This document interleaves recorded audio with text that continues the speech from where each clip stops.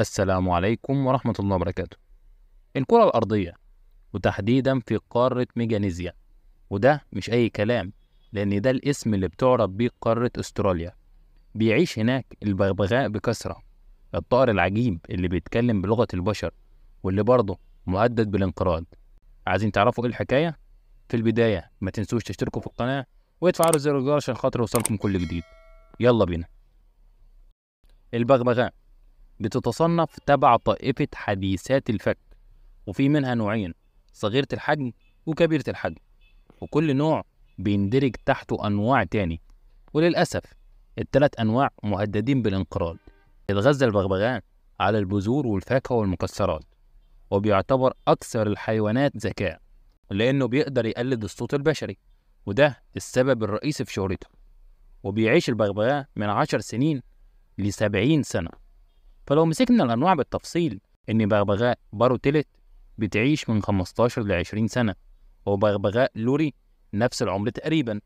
أما في نوع اسمه بغبغاء كوكتيل بيعيش من 25 ل 30 سنة، وده البغبغاء صغير الحجم.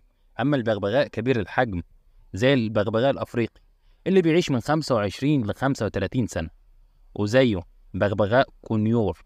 ومش بس البغبغاء اللي بيقدر يقلد كلام البشر، في برضه الغربان، لكن البغبغاء هو أحرفهم. البغبغاء ملوش حبال صوتية بتساعده إنه يتكلم زي تكوين الحنجرة البشرية، ولكن عنده حاجة اسمها المصفار أو صندوق الصوت، وده اللي بيساعده إنه يتكلم. عاوز تعرف إزاي بيحصل؟ تعال أقولك.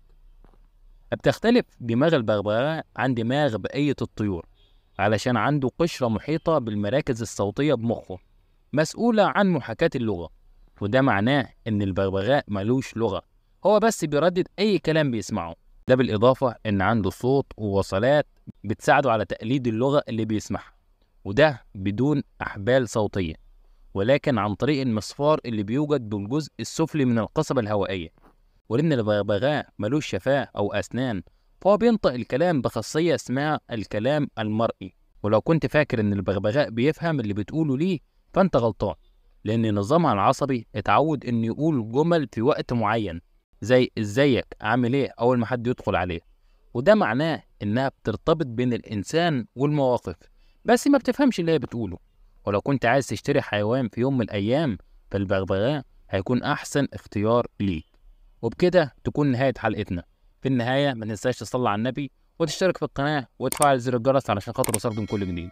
شكرا لكم والسلام عليكم ورحمة الله وبركاته متابعينا الأعزاء.